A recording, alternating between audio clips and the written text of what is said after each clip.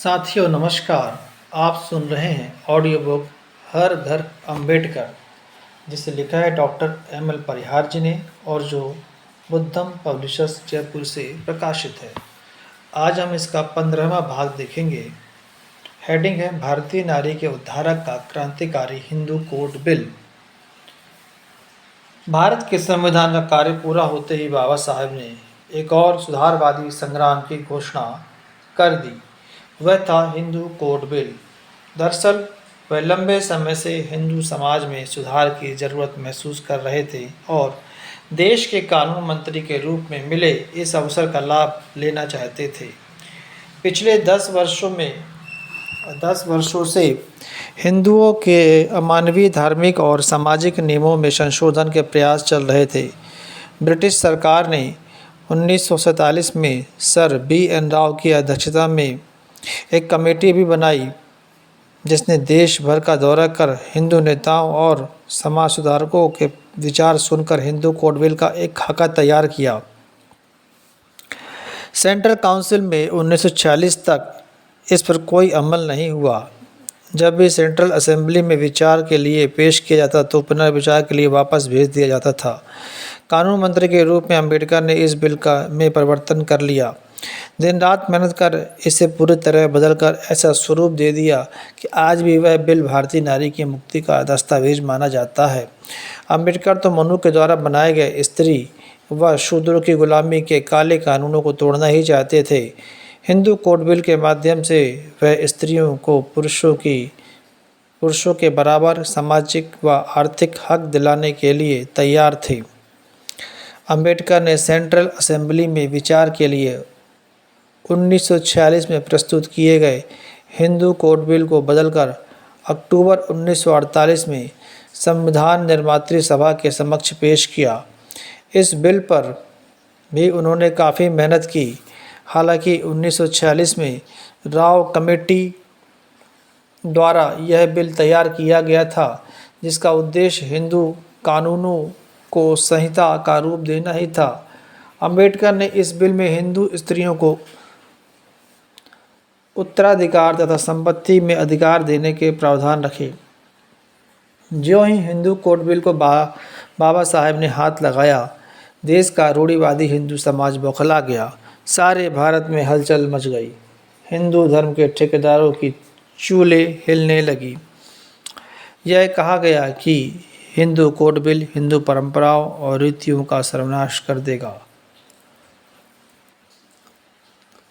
यह हिंदू परंपराओं में दखल करने का दुस्साहस है और इससे हिंदू समाज खतरे में पड़ जाएगा। जबकि सच्चाई यह थी कि हिंदू समाज में सुधार के लिए बिल में पिता का उत्तराधिकार, गुजारा, भरण पोषण, विवाह, तलाक, गोद लेना, नाबालिग और अभिभावकता के कानून पर, हिंदू समाज की एकता तथा प्रगतिशीलता पर विचार थे। नारी हित के हिंदू कोड बिल की हत्या किसी ने 2 आंसू तक नहीं बहाए। सदन में हुई बहस के दौरान कई सांसद व्यक्तिगत छीटाकशी करने व अन्य ओछी हरकतों पर उतर आए। इस छीटाकशी ने प्रधानमंत्री नेहरू को भी लपेटे में ले लिया। आखिर सुधारवादी प्रगतिशील पंडित नेहरू को रूढ़िवादी हिंदुओं के सामने झुकना पड़ा। उन्होंने घोषणा कर दी कि बिल का विवाह व तलाक वाला दूसरा भाग ही लिया जाएगा। अंबेडकर ने हिंदू कोड बिल को अब 2 भागों में बांटकर 2 अलग अलग बिल बना दिए। विभाजित बिल पर सदन में जोरदार चर्चा हुई। 22 सितंबर को बिल के चौथे भाग पर बहस हुई। 25 सितंबर 1951 को वह पास कर दिया गया। बिल का विवाह और तलाक भाग की पूरी तरह से पारित नहीं हो सका। 25 सितंबर को बिल विरोध किया। 25 सितंबर को बिल पास करते ही विरोध वाले सदस्य भी फिर भड़क उठे। सरदार पटेल ने बिल पास होने का खुलकर विरोध किया। डॉक्टर राजेंद्र प्रसाद ने विरोध में इस्तीफे देने की धमकी दे डाली। हिंदुओं ने धर्म के सवाल पर देश भर में तनाव का वातावरण पैदा कर दिया। इसलिए विवाह व तलाक वाला भाग पास हुए बिना रह गया। रूढ़िवादी सांसदों के विरोध के आगे हारकर 26 सितंबर को नेहरू ने घोषणा कर दी कि बिल सदन से वापस लिया जाता है। डॉक्टर अम्बेडकर के लिए यह बहुत ही दुखद व अपमानजनक वाली बात थी। इसके लिए उन्होंने अपने निरंतर बिगड़ती सेहत के बावजूद बहुत मेहनत की थी। वह देश की नारी को दयनीय इस दशा से बाहर लाना चाहते थे, लेकिन रूढ़िवादियों ने बाबा साहब के सारे मंसूबों पर पानी फेर दिया। दरअसल बाबा साहेब मंत्री के रूप में सरकारी सुख सुविधाओं को भोगने की बजाय खास मकसद के लिए मंत्रिमंडल में गए थे। उनकी योग्यता के आगे विधि मंत्री का पद बहुत छोटा था। अब उन्हें लगा कि उनका उद्देश्य पूरा नहीं हो पा रहा था। 11 अप्रैल 1947 को इस बिल को संसद में पेश किया और अप्रैल 1951 तक 4 वर्षों में भी हिंदू कोड बिल पर बहस पूरी नहीं हुई और इसे मार डाला गया। डॉक्टर अम्बेडकर ने इसी दौरान एक महत्वपूर्ण किताब हिंदू नारी का उत्थान और पतन लिखी। बिल की हत्या पर अम्बेडकर दुखी कानून मंत्री से पद से इस्तीफा दिया। आखिर कांग्रेस और मंत्रिमंडल की इस रूढ़िवादी और नारी विरोधी व्यवहार से दुखी होकर अम्बेडकर ने 27 सितंबर 1951 को कानून मंत्री पद से इस्तीफा दे दिया। 10 अक्टूबर को मंत्री पद का कार्यभार भी छोड़ दिया। बौद्ध धर्म काउंसिल कोलंबो श्रीलंका में बाबा साहेब 25 मई 1950 को डॉक्टर सविता अम्बेडकर के साथ वह कोलंबो श्रीलंका गए। यात्रा का मुख्य उद्देश्य पूछे जाने पर उन्होंने कहा कि वह यह देखने आए हैं कि श्रीलंका में बौद्ध धर्म कहाँ तक जीवित है तथा इसके संस्कार व विधियाँ कैसे हैं।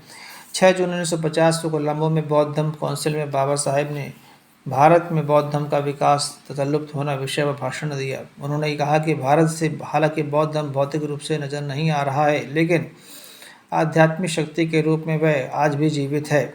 उन्होंने यह भी कहा कि वह गलत है कि शंकराचार्य के उदय के बाद भारत से बौद्ध धर्म का पतन हुआ।